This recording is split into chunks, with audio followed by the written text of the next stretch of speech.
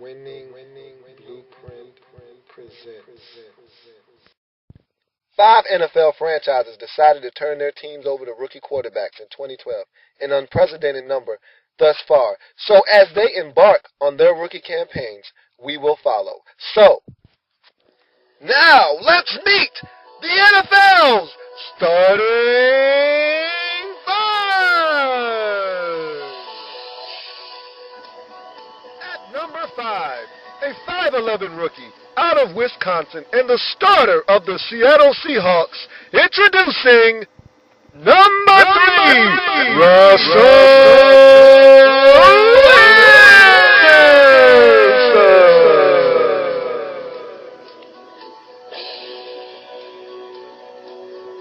Number 4, a 6'3 rookie from Oklahoma State and the starter of the Cleveland Browns. Give it up for number 3, Brandon Weeden.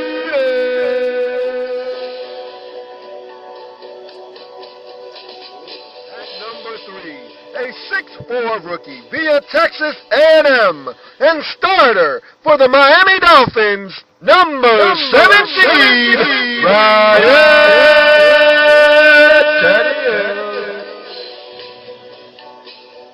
At number 2, a 6'2 rookie and second overall draft pick in the 2012 NFL Draft by way of Baylor and the starter of the Washington Redskins, welcome, number 10, Robert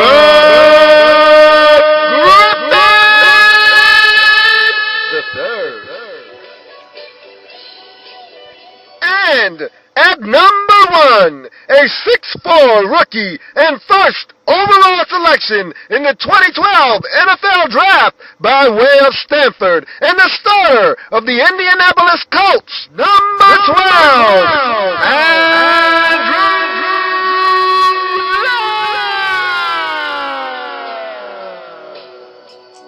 This is your starting 5. Welcome. This is the NFL's starting 5. I'm your host, Lou. Thank you for joining me. And it's been a couple of weeks that I've been on hiatus. However, I am back to give you the NFL starting 5, to fill you in on what these 5 rookies have been up to give you their weekly ranking, and to give you their season overall rank in terms of where they rank in this group of rookies. And so let's get right to business. Talk about what these rookies have been up to of late. Talk about their performance from week 12. Talk about what's on the horizon in week 13, and talk about what their rank is for the week that just passed, and talk about their season overall rank as it concerns with the starting 5. So, first up on the list, or our 5th member of the starting 5, which is Russell Wilson. So we'll start with our number 5 member, Russell Wilson. Now, Russell Wilson has been, without a doubt, the most steady of the 5 quarterbacks this season. It's not even a debate in terms of his steady play all season long. He's a guy that hasn't wavered in his play for the most part. Again, I've said this every time I've done this program when talking about Russell Wilson. He's only had one game where you can kind of shake your head and say, yeah, that was not good football. And he's a rookie. All of these quarterbacks are rookies. So you expect to be able to say that, a number of times throughout the course of the season, where that wasn't a good decision, that wasn't a good throw, that was a bad game. You expect to say these things when referring to rookies a lot more often than we've had to say it when talking about Russell Wilson. You only had one game, and that was the St. Louis Rams game, maybe in week 7 or 8. I mean, he had 3 interceptions, no touchdowns. His team lost, didn't perform well. His team lost because he didn't play well, and that's the only time you can say that this season. Yes, his team is 6-5 on the season, But even in losses, they haven't lost because of his performance. They've lost because the defense has let them down. He's done his part.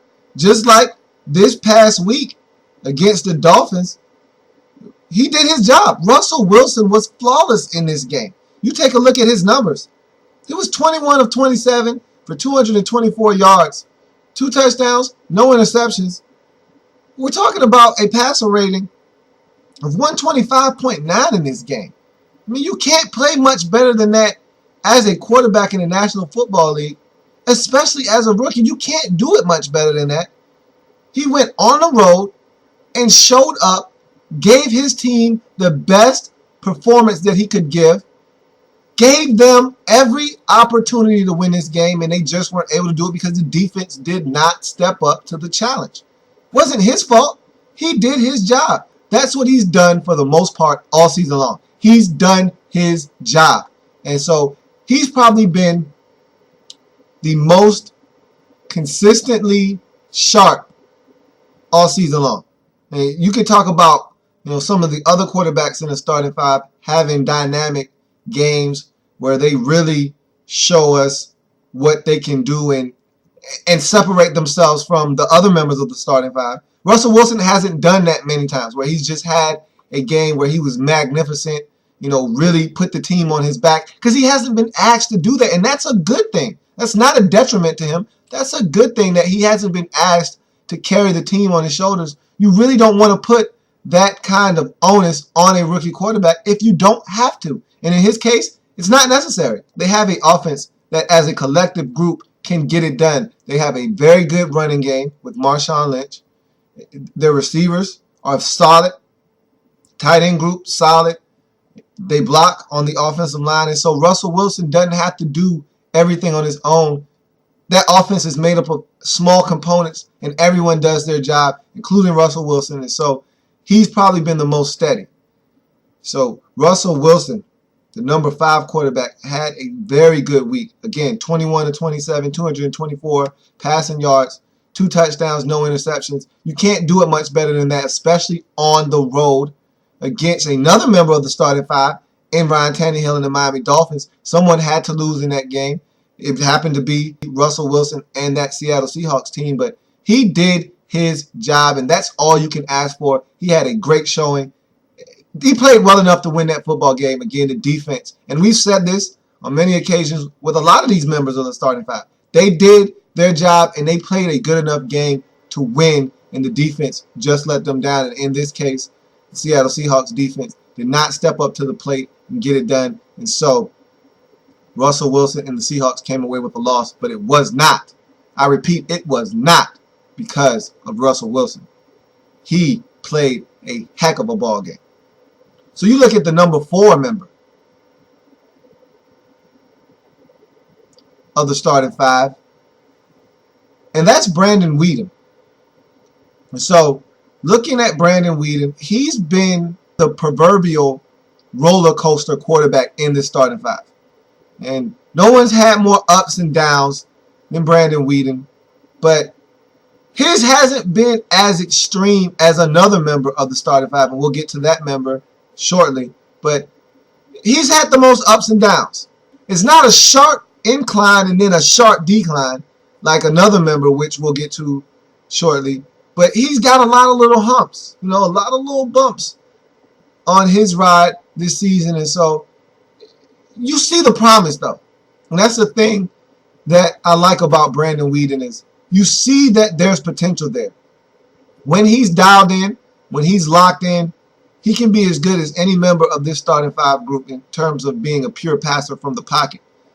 But he hasn't been dialed in enough this season, and that's my issue with Brandon Weeden.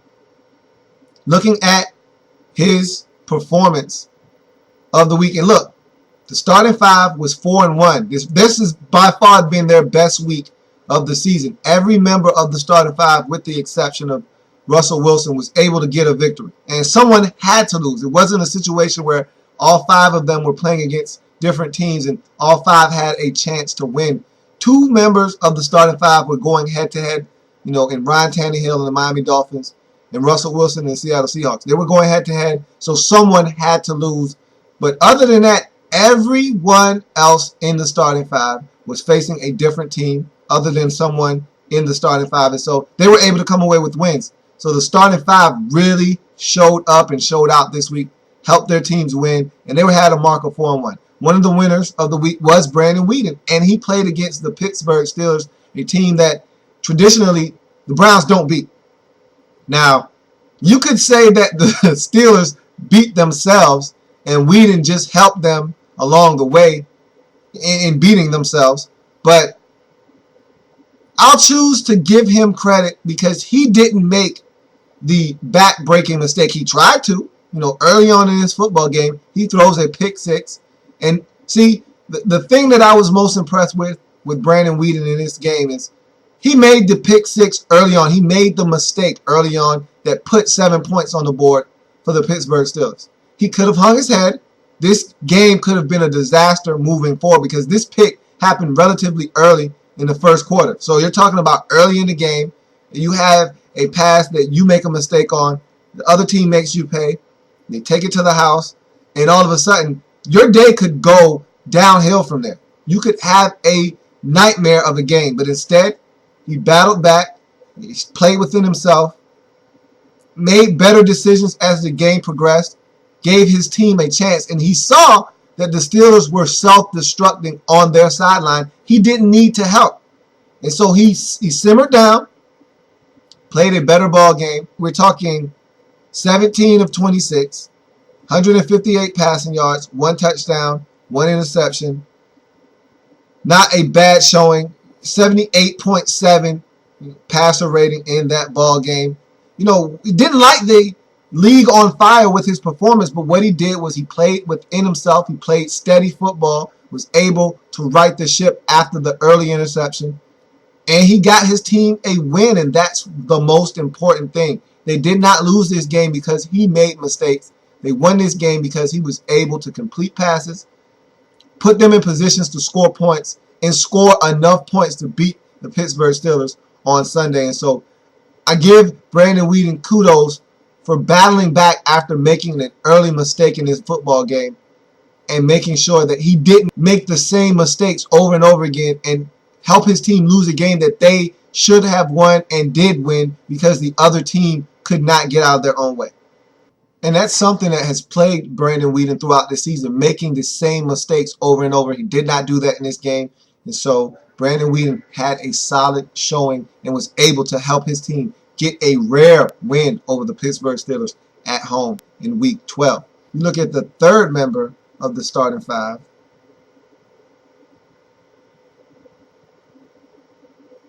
And that's going to be Ryan Tannehill.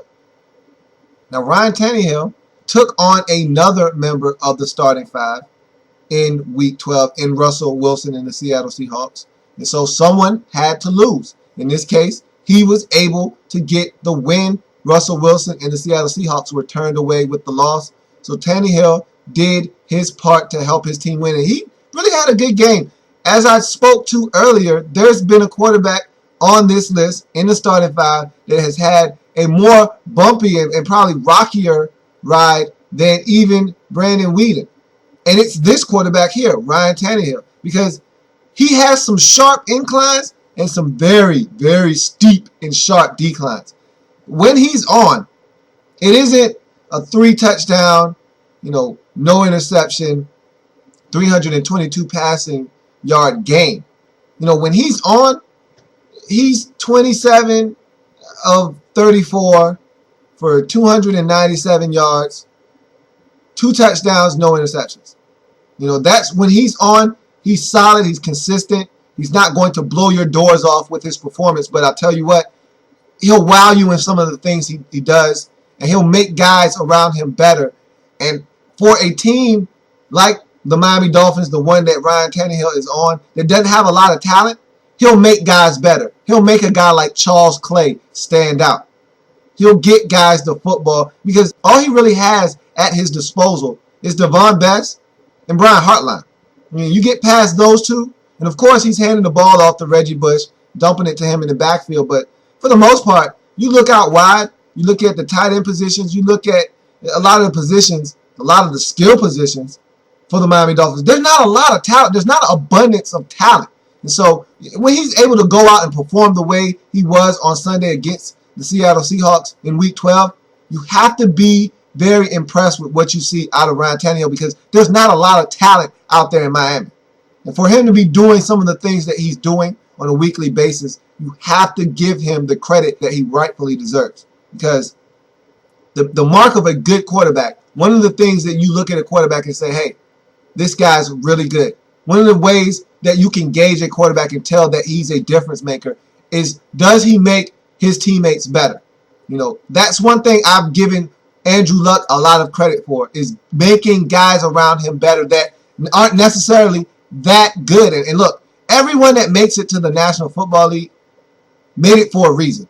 They're not terrible players, but of course, some are better than others. And so you have a lot of players in this league that are just average. They're just flat out average.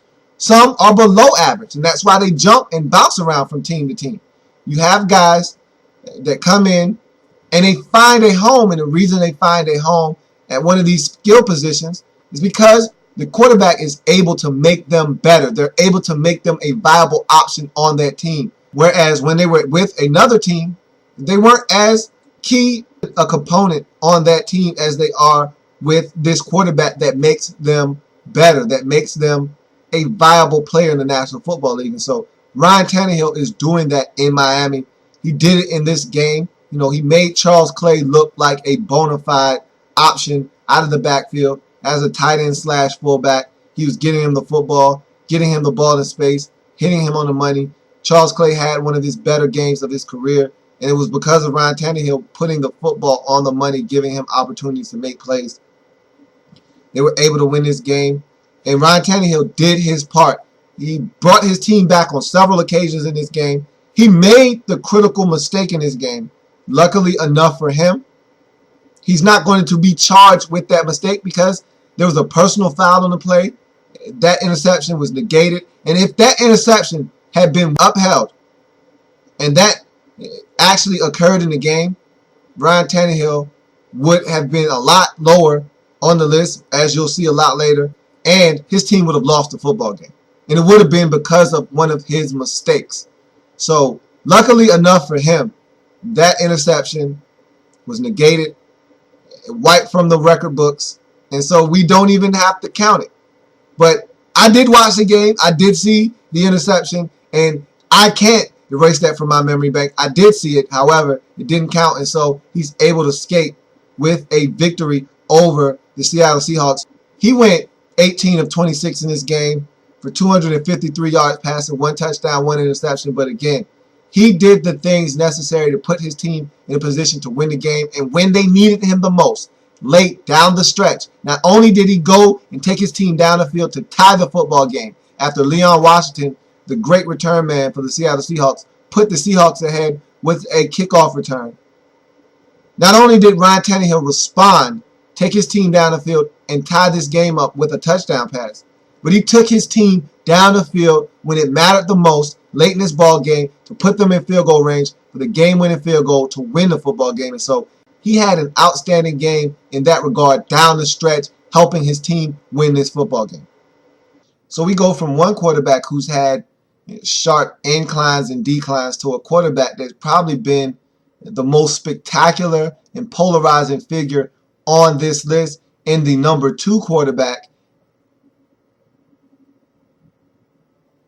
in the starting 5, and that's Robert Griffin III. You can't deny greatness when you see it. Now, it's early in his career. I mean, we're talking about 11 games in, so you don't want to jump the gun on how good this guy can be, but we're seeing things from him that we've never seen in a rookie quarterback before. And he's taking the dual threat quarterback to a new level. And what he's doing is redefining the quarterback position as we know it. He's revolutionizing the position. And I tell you what, after the NFL has been around for so long, it's harder and harder. It's becoming increasingly harder to be the best or be different at something in the National Football League. I mean, you look at this league and it's hard to say, hey, I've never seen that before. That's never been done before. You don't say that often because Just about everything's been done before. It's not many things that you can do on a football field that someone that's come before you hasn't already done. But we find ourselves saying that over and over and over again when talking about Robert Griffin III. He never ceases to amaze us in the things that he can do. And just when you think you've seen it all from him, he gives you something else to nibble on. And Robert Griffin III has been spectacular these last 2 weeks. Last week, he posted a perfect passer rating against the Philadelphia Eagles where he was 14 of 15 for over 200 yards passing, 4 touchdowns, no interceptions. I mean, it doesn't get better than that at the quarterback. Not it doesn't get any better than that. It doesn't get better than that.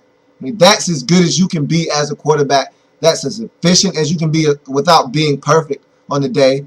And, 4 touchdowns, no interceptions.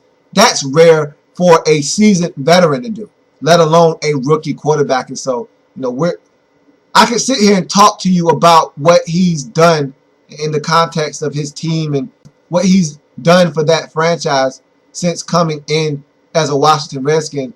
But I won't sit here and talk to you about that. What I will talk to you about is his Week 12 performance against the Dallas Cowboys on Thanksgiving, which was one for the ages again. And I tell you what, the Redskins have never won on Thanksgiving Day against the Cowboys. They were 0-6 all time. Enter Robert Griffin III. He changes all of that. He is definitely a trendsetter, and he's a guy that, changes things with his play on the field. And so, Redskins 0-6 all time on Thanksgiving? Not any longer. Now they've got a win. Robert Griffin III was able to take his team into Dallas and get a win on the road. Very impressively, I might add. You're talking about 20 of 28, 311 yards passing, his second consecutive week of 4 touchdown passes. This time he had 1 interception, but again, when you think about it in the context of his numbers overall on the season, 1 interception, he doesn't throw them often. It's rare to see him have an interception on the season, and so he was magnificent again. His talents were on display for all the world to see, as this was a nationally televised game on Thanksgiving, and he did not disappoint. He took his team down the field time and time again. He made all the throws, the short ones, the intermediate ones, the deep ones. He hit them all. He was, without a doubt, in a class of his own on Thursday. And even going back 2 weeks ago, and even going back a week ago against the Eagles, I mean, the things that he's doing are really opening some eyes. And if you thought that there was a better rookie offensively in the National Football League or period in this season, you're finding it increasingly harder and harder to think that anyone else is having a better rookie season than this young fella right here in Robert Griffin III. You look at his numbers, and he had a 131.8 passer rating, which is phenomenal for a quarterback. And when you post numbers like 20 of 28, 311 yards, 4 touchdowns, 1 interceptions, that's what you're going to do. You're going to post phenomenal passer rating numbers because that's what those type of numbers generate. Phenomenal numbers. And he got phenomenal results with his play on Thursday. So as we get to the number 1 quarterback in the starting 5,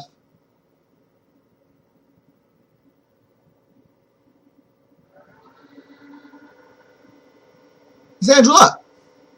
Plain and simple, it's Andrew Luck being the first selected quarterback in the 2012 draft.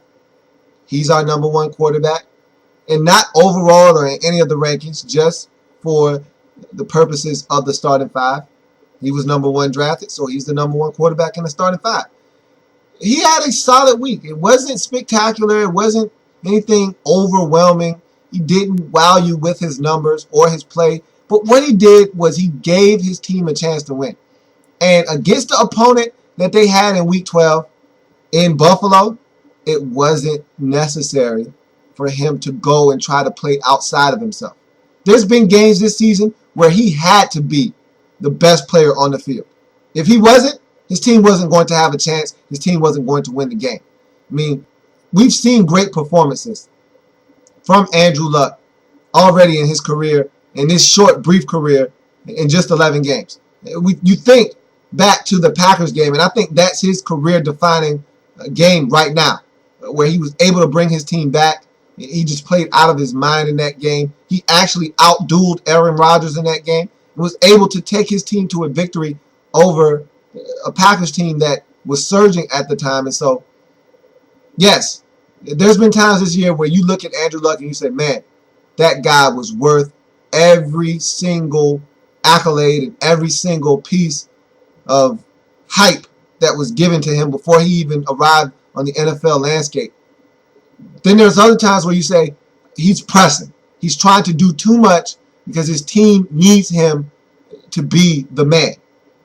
But in this game, that wasn't the case because they didn't need him to be the man. He just had to be solid. They were playing Buffalo. They don't score any points. They're not a team that threatens you offensively, makes you score a lot of points. And so all he had to do was play within the system, play within the flow of the game, and they'd be fine. And that's what he did.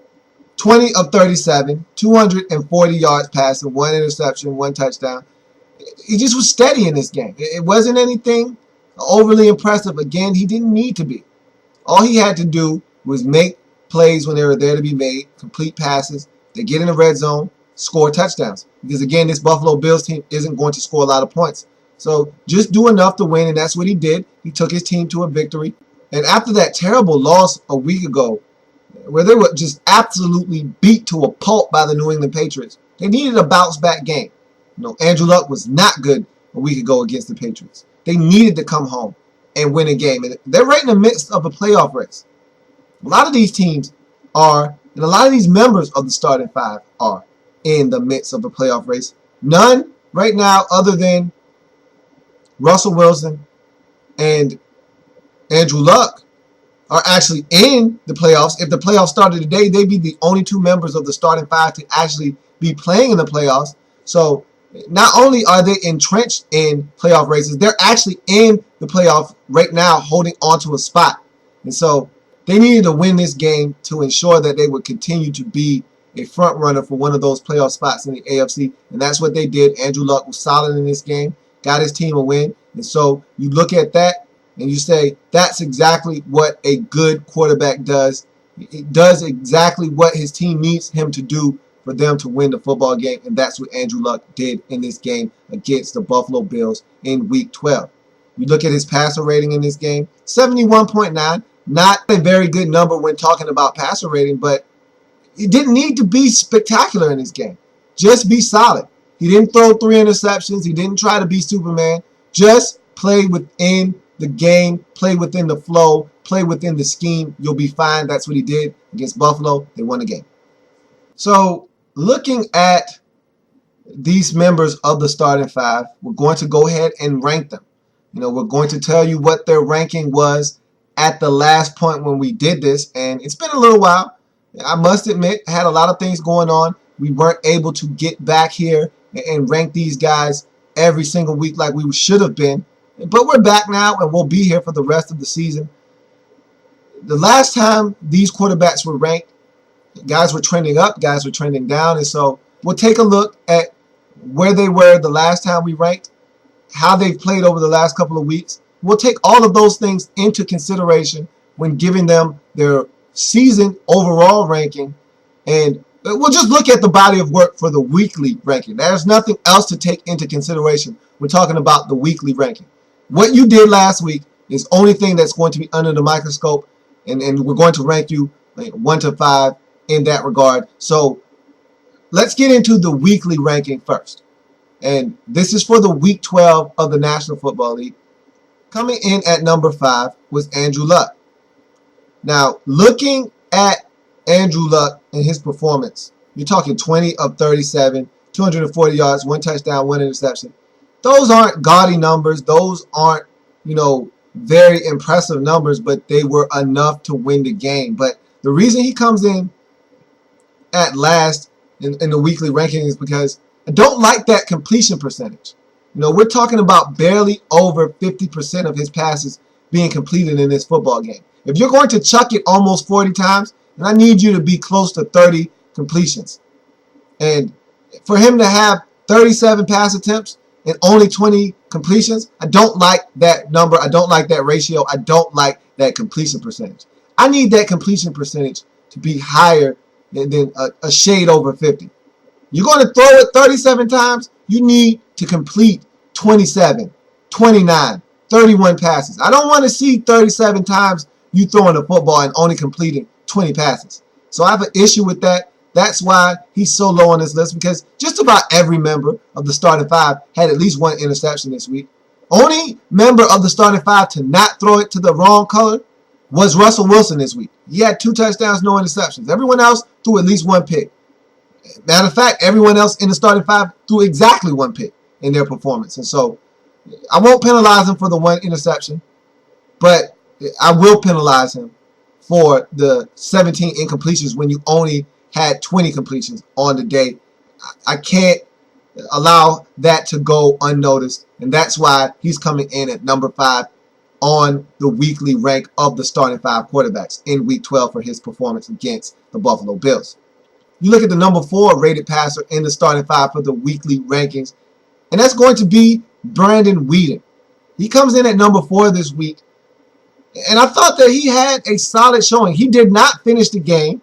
He left with a concussion, but it was in the waning moments of the game. Colt McCoy was able to come in and hand the football off a few times and help them finish getting the win. But Brandon Weeden, for the most part, he did his job in this game. He did have that 1 interception that stopped him from climbing the charts on this week in the weekly rankings, because you can't throw a pick 6. When you throw pick 6, you immediately stop a drive that your team is on, if you're on a drive, and you immediately give the other team points. That's a no-no. You can't do that. That is a no-no in the National Football League. I don't care if you're a rookie. I don't care if you're a 10-year vet. You can't afford to turn it over and give the team directly 7 points. Not only are you hurting your team by not putting points on the board, you're hurting your team by giving the other team points. And so that's why he's as low as he is on the list in the weekly rankings, because you can't throw a pick 6. Those are detrimental to your team's cause. His numbers weren't that bad, though. You look at his numbers, you're talking about 17 of 26, 158 yards, 1 touchdown, 1 interception. Not a lot of yards, but again, he's playing the Steelers. That's the number 1 defense in the National Football League. He wasn't going to have a lot of yards anyway. They were going to hold him down. They forced him into that 1 mistake. It was early in the game. He was able to bounce back and show some resiliency, and that's why he's not number 5 on this list. That's why he's number 4, because he was able to put that interception early in the game behind him and perform and give his team a chance to win, and that's what he did. He went out, helped his team get a W against a team that they don't beat on a regular basis. It's been about 4, maybe 5 years since the Cleveland Browns have beaten the Pittsburgh Steelers, and so that is a big win for the Cleveland Browns. It gives them confidence that, hey, we can play with this Pittsburgh Steelers team. And a big part of that was Brandon Weeden's performance. 17 of 26, 158 yards, 1 touchdown, 1 interception. He comes in at number 4 in the weekly rankings for Week 12 with his performance against the Pittsburgh Steelers, being able to help his team get a win. You look at the number 3 performer in the starting 5 in the Week 12 weekly rank, and that's going to be Ryan Tannehill. Now, he had a very good game against the Seattle Seahawks in a win, and there's not going to be many times that I'm going to be able to look you in the eye and say, hey, Ryan Tannehill was better than Andrew Luck this week. It's not going to happen many times, but that's exactly what I'm telling you in Week 12. Ryan Tannehill was better than Andrew Luck. He performed at a very high efficiency in this football game. We're talking 18 of 26, 253 yards, 1 touchdown, 1 interception. That amounts to a 97.6 passer rating. I mean, that's an excellent number. And that's how he played in this game. Excellent. He gave his team a chance when they needed him the most. If there was a clutch stat that added into your points for your passer rating, he'd probably be up over 100 because he was clutching this game. If they accounted for when you scored your touchdowns and when you took your team down the field and put them in positions to win, he would have been at the top of the list because they were trailing by a touchdown in this game, late in this ball game. We're talking less than 5 minutes left in this game. They were trailing by a touchdown. Leon Washington with the Seattle Seahawks returned a touchdown on a kickoff, took it, scored a touchdown, put the Seahawks up by a touchdown. The game was looking really bleak at the time for the Dolphins. Ryan Tannehill, not shaken, gets the football, takes his team right down the field. I mean, they marched right down the field. And it was on his right arm. Wasn't a lot of handing off going on because the game was in the later stages. It was all on him. And he took his team down the field, tossed a touchdown pass, tied it up. They got the football back. Ryan Tannehill takes his team back down the field, puts them in field goal range to kick the game-winning field goal as time expires. That's the mark of a good quarterback. He's coming of age. He's got a long way to go. He's had his struggles this year, but in Week 12, he did everything necessary for his team to win.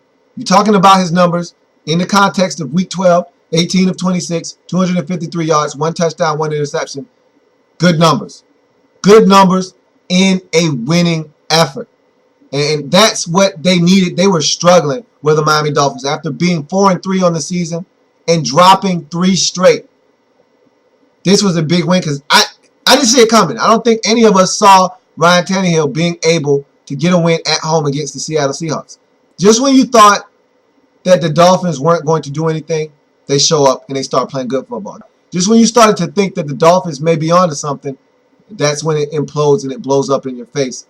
So you haven't really been able to put a finger on Ryan Tannehill and his Miami Dolphins team. And again, he shows you that you don't really know.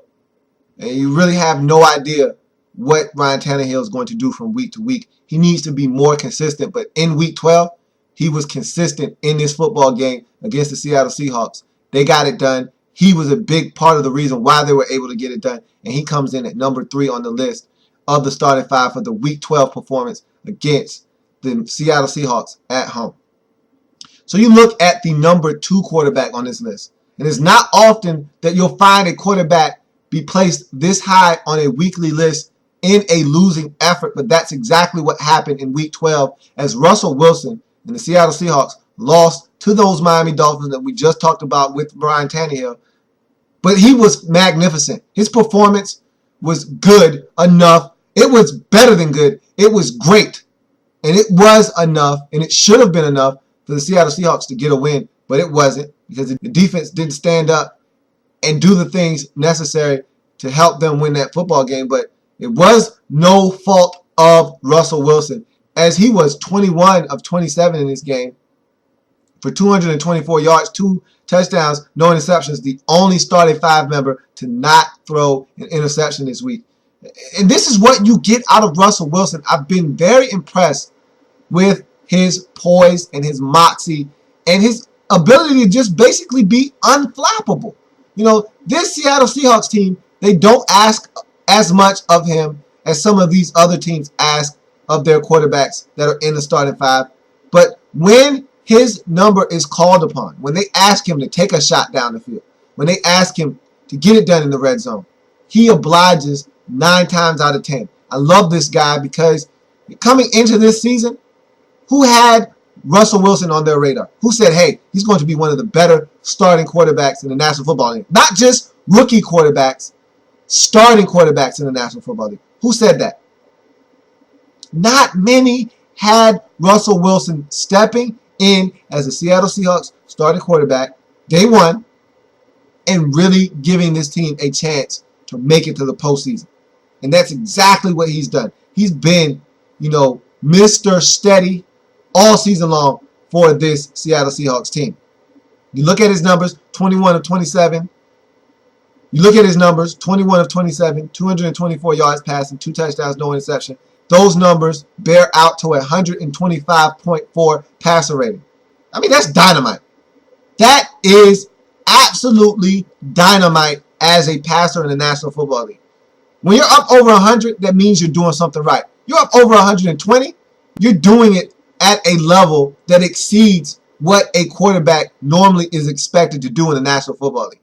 And that's what he did in this game. 21 of 27, 224 yards passing, 2 touchdowns, no interceptions.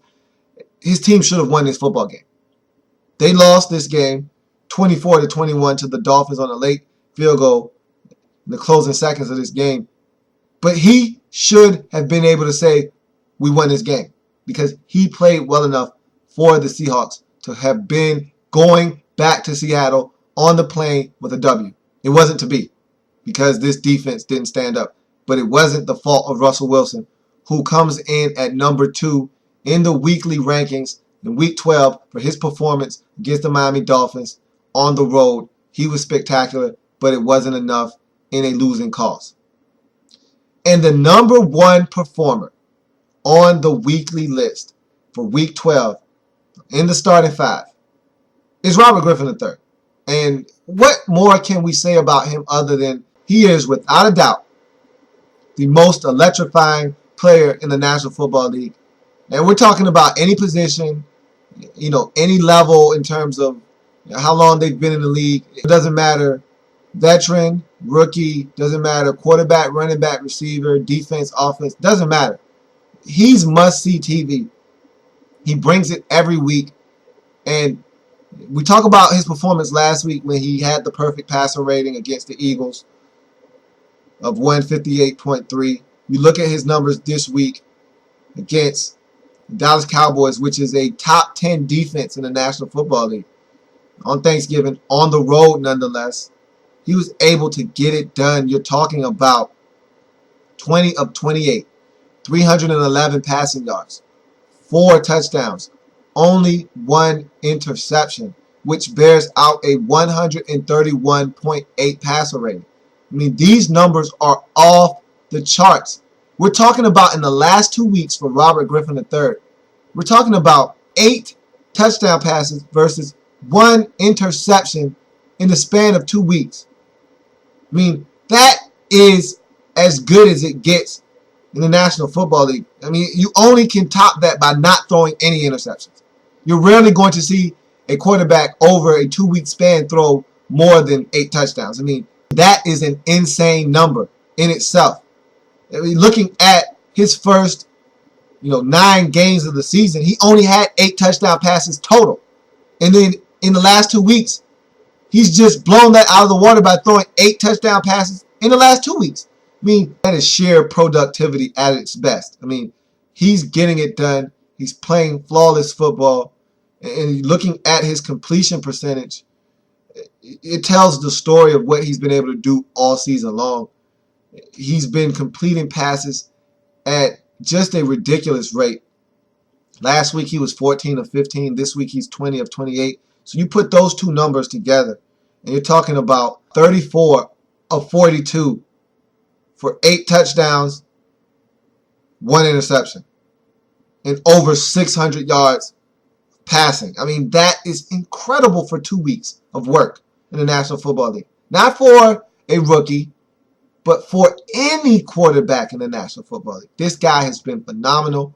The numbers that he posted against the Cowboys were phenomenal in a game that his team had to have any shot in making a run at the postseason. He was able to step up to the plate and knock it out of the ballpark.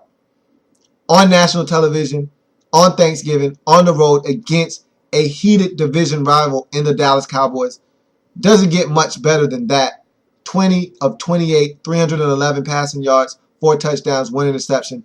Those type of numbers land you the number 1 spot, numero uno, on the weekly rank list of these NFL's starting 5 quarterbacks. You play like that, and you deserve to be at the top of the list, and that's exactly where Robert Griffin III is in Week 12 for his performance against the Dallas Cowboys on the road in Week 12. So that's the weekly ranking list of the NFL's starting 5. Now we're going to get into the overall season ranks.